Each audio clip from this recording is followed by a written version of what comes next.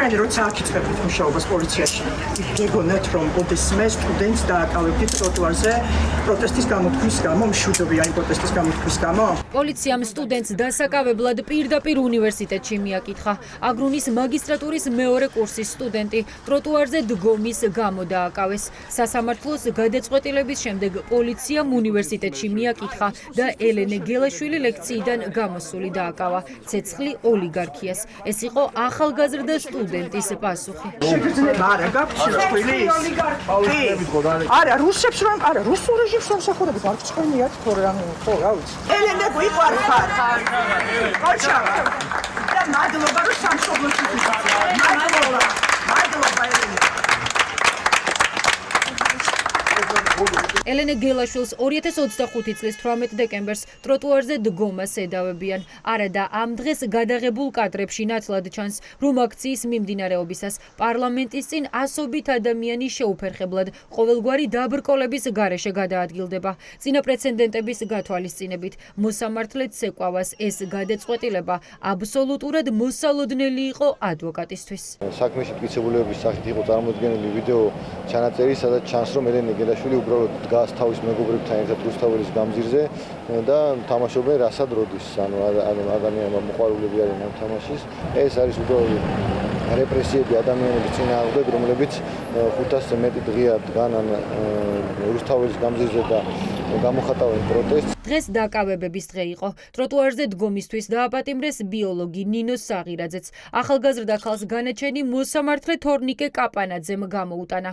აქტივისტი იზოლატორში დარბაზიდანვე გადაიყვანეს. მასაც ანალოგიურად 18 დეკემბერს ტროტუარზე დგომას ედავებიან, რაც ადვოკატისთვის რეპრესიების ახალი ტალღის დასაწყისია. სამწუხაროდ კონვეირული სისტემით სასამართლო აგრძელებს საქართველოს მოქალაქეების დასჯას და ამ შემთხვევაშიც შესაძლოა არ ჭირდება მტკიცებულებები, სასამართლოს არ აინტერესებს, რას ვეუბნებით ადვოკატები, რა დევს საქმეში, რა არის რეალური გარემოებები, ეს ეხება კანონის ამოქმედებიდან მეორე დღეს არსებულ სიტუაციას, როდესაც შინაგან საქმეთა სამინისტრომ ის დოკუმენტებიც კი არ გამოაქვეყნა თავის ვებგვერდზე, რომელსაც ეხლა აქვეყნებს თითქოს მითითებას, სად უნდა ჩატარდეს აქცია, რომ პარლამენტის წინ ტროტუარზე რომელი ადგილი უნდა დაიკავონ საქართველოს მოქალაქეებმა. რეპრესია სამწუხაროდ გადადის ახალ ეტაპზე. განსხვავებულად განვითარდა პროცესები დუტა ჯავახიშვილის შემთხვევაში.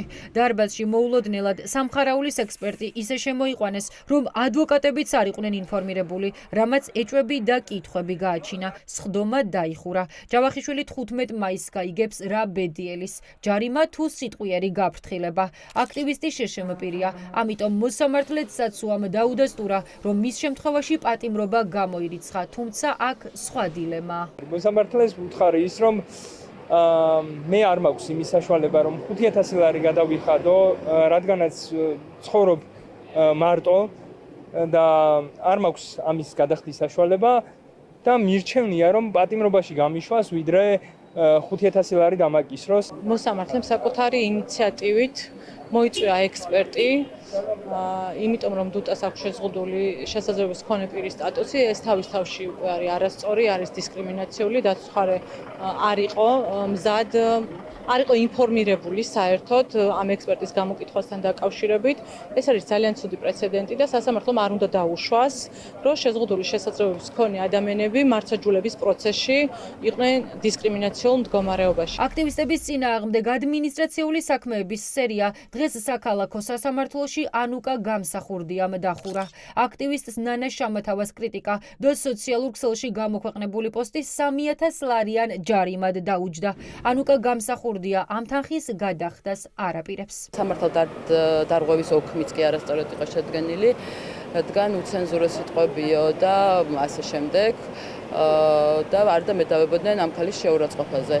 უცენზურო სიტყვები საერთოდ არ იყო ნახსენები. მე ვიტყოდი, რომ სასამართლო შენობიდან ეხა ყველა თემი და იმას გავიტანდი ქანდაკებას. ვერ გადავიხდი და არც გადავიხდი, იმიტომ რომ არ ვეთანხმები. აი დღეს იყო პირდაპირ ორთაბრძოლა საქართველოს მოქალაქის მისი საიდ პირადობის მოწმობის ნომრით და რუსეთის მოქალაქის პასპორტის ნომერი იყო დაწერილი. ოქმის სხვა ფაქტორულ გარემოებებზე იყო შედგენილი დღეს შინაგან საქმეთა სამინისტროს სხვა ფაქტორულ გარემოებებზე საუბრობდა მოსამართლემ დღევანდელ ფაქტობრივი გარემოებების მიმართულებით წაიყვანა მსჯელობა ოფში, რაც ეწერა იმაზე საერთოდ არ უმსჯელია და საინტერესო არის ის, რომ იმ შემთხვევაშიც კი, რაც მოსამართლემ თქვა, რაც ანუკას დააბრალა, რომ ეს ჩაიდინაო, ამ შემთხვევაშიც კი არ გვაქვს მაინც სულ რომ მართალი იყოს მოსამართლის შეფასება, სამართალდამცავებასთან საქმე არ გვაქვს, მოსამართლე თქვა ასეთი რაღაცა, რომ ერთმა ადამიანმა თუ სხვა ადამიანის მიერ ნათქვამი სიტყვა მიიღო შეურაცხყოფად, ეს არის საკმარისი იმისათვის, რომ წყურმანხულებობას აქვს საქმე. დეკემბრიდან დღემდე ასობით აქტივისტი იზოლატორში გამოკეტეს, ბრალი ერთია